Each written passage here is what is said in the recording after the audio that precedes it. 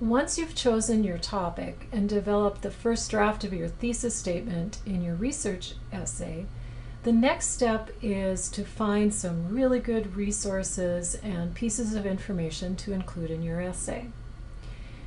Just starting this year, all Minnow students have access to a free online database called Opposing Viewpoints in Context. And this is an excellent resource to use. In fact, I really want you to rely on this as your major resource for this essay. So in this video, I will show you how to find the database and how to begin using it to find information for your essay. All right, the first step is to sign into the Blackboard course. And under My Minnows, under your courses, you should also see student activities listed. So start by clicking on that. And then over on the left side menu, click on Media Center. And yes, Minnows has its own virtual media center. There's lots of stuff here, but in this video I want to show you about using this online database. Now, you remember from an earlier week we watched a video and discussed exactly what a database is. In short, an online database is just like walking into a public library. Everything that's there has been read and published somewhere first. So it's very, very different from a web page. Anybody can create a web page and put it up on the internet. But a database is just like a library. It's been reviewed, it's been edited, these things have been published elsewhere. And so you can be very confident that the things that you find here are reliable. So in the Media Center, you scroll down to Opposing Viewpoints in Context, and the link is right here. And the password, when it asks you for the password for everyone is lowercase MNOHS. So go ahead and click on the link. And it'll be entering your password. There's no username for this. Remember, it's MNOHS, and sign in. Okay. I'm going to walk you through different ways of researching based on the topic of fossil fuels. Now, of course, you at this point should have already chosen your topic and created your thesis statement. So once you're at that point, there's two places, actually three places, that you can look to find information on opposing viewpoints. If you see your topic here up on the front page, you can click in on any of these. You can also go to Browse Issues, and there's a list of an alphabetical list of different issues right here, and you can log into it this way. And then you'll notice there's also a search bar. So you have many different options of locating information, and we will go into more detail about that later. Just know for right now that if you have a hard time finding information in opposing viewpoints, please contact me and we'll walk through it together. So just as an example, I am going to say that my issue that I've chosen is that we need to put more research and funding into finding alternative fuels other than fossil fuels. So I'm going to click in here. This is one of their updated issues. And the first thing that you should see is a collection of all different kinds of sources related to the topic that you've just looked up. So you'll find viewpoint essays. These are editorials. So you can see even by reading the titles, these are opinion pieces.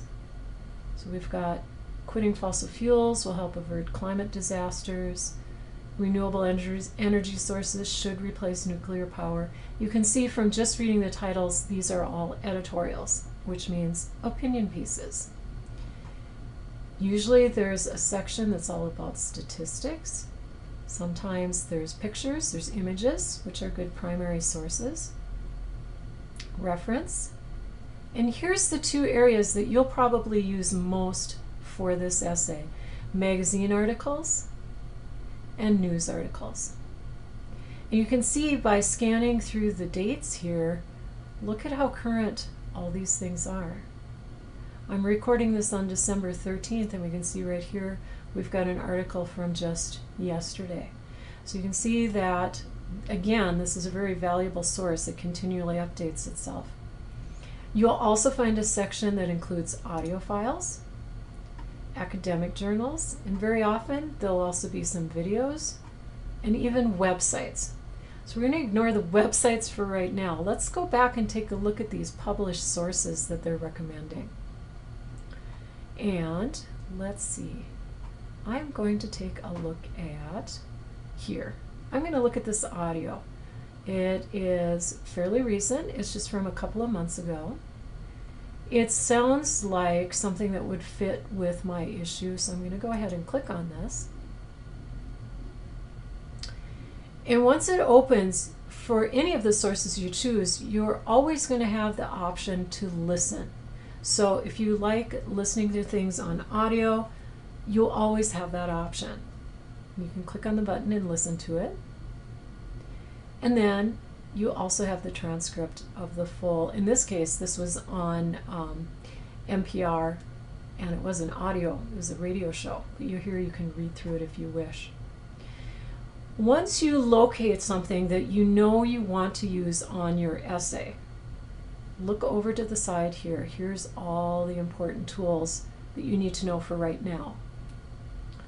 Number one, every time that you find a source that you think you might use, be sure to keep the citation for it. And when you work in an online database, you don't even need to worry about creating the citation. It does it for you. So let's say I look at this article and I think, yes, I want to use this. So I'm going to click on Citation Tools, and it pops up.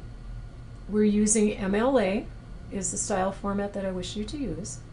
And look, it's right here. So all I need to do is I would highlight this, copy it, and I'd paste it in a Word document somewhere where I can keep a list of my sources.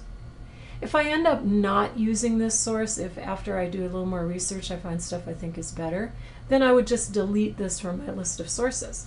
But it's always a good idea to copy your citation, keep track of it, just in case you end up using it.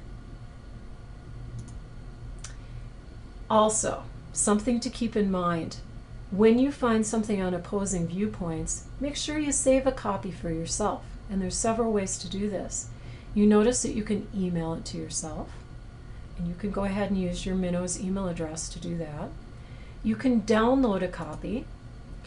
If you use Google Drive, it'll download it right to your Google Drive, HTML or PDF format. So if you don't have Google Drive, you can also download copies of the article using HTML or PDF, and then hit download. And that would save it somewhere on your computer. You can, of course, physically print it out. And then the one thing I wanted to show you here is there's this nice little save button. When you are logged into the database, and if I hit the save button, it'll tell me that it's been added to my folder. The thing to keep in mind is that's kind of like a little checkout basket. It's saved for now, but as soon as you log out of the database, it won't be saved anymore. So let's say you're browsing through and you save yourself 5 or 10 different articles. Before you log out, make sure you go over here to More and My Folder. And there, you see that's the one we were just looking at. Before you leave, then look through all the stuff that you have in that same folder, and then download it, email it, or print it. Because as soon as you log out, this little folder will be empty. So I just wanted to caution you on that. Okay? So for right now, at this point of research, these are the things that I'd like you to do. Remember, you get to the database by going to the Media Center in Blackboard. Here's the link. Password is MNOHS. When you get to Opposing Viewpoints, you can use the search bar, you can browse issues, or if you've chosen a topic that's right on the front page, you can get to it here. And dive right in. If you read through the points on the research essay that I've included in the Week 13 folder, you'll notice that you can use as many sources from Opposing Viewpoints as you wish. So this should be your very, very first stop when you start collecting your resources. Again, if you have questions or need help, make sure you contact me right away.